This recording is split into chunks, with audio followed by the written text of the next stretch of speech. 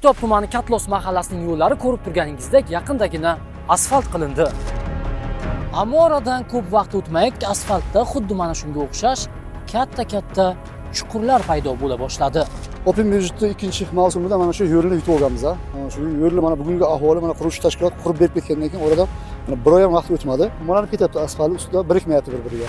Suv kelgan paytda ustidagi mayin pisok oqib ketapti, shag'al chiqib qolyapti. Biz hech bunaqa oldingi mavsumda ham yutganmiz, hech bunaqa e'tiroz bo'lmagan bizda. Biz o'sha quruvchiga ishonganmiz, boshqa qilganmiz, lekin mana bunaqa holat bo'lib qolyapti. Mana yangi qilingan asfalt ahvoli qo'l bilan bemalol uadalanib ketar mana. Bo'shalib ketadi. Ko'rishinglar mumkin. Bu asfalt emas-da bu.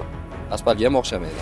Bu endi bahorga chiqqancha qanaqa holatga keladi? Bu asfalt ahvoli mana. Asfalt mana shunaqa bo'ladi. Qo'l bilan hech zamonda asfalt bo'lanib ketadi. Asfaltimiz ancha sifatsiz qilingan. Hamma tomonlari ko'chirilib ketyapti. Biz open byudjet tutishga juda qiynalganmiz. Hademay mana oldimizga qish fasli turibdi. Erta yog'in sochillar ko'p bo'lsa, yerlar muzlasa, bundan ham battar bo'lishi mumkin. Aholining ushbu shikoyati yuzasidan biz dastlab Kitob tumani hokimi o'rinbosaridan rasmiy izoh oldik. Bu yerda kurash tashkilot tomonidan qilingan asfalt ishlari hali nihoyasiga yetkazilmagan. Aholi e'tiroziga sabab bo'lgan sifatsiz ishlar joyida ko'rildi.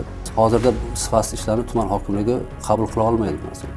Yo'lni asfalt qilgan qurilish firmasi hozirda holat yuzasidan laboratoriya tekshiruvlari ketayotganligini ma'lum qildi. Laboratoriya xulosasi kelib chiqqandan keyin biz asfaltni o'sha tarkibida agar e'tiroz bildirsa, tarkibidagiga nisbatan biz qayta qilishga tayyormiz asfaltni.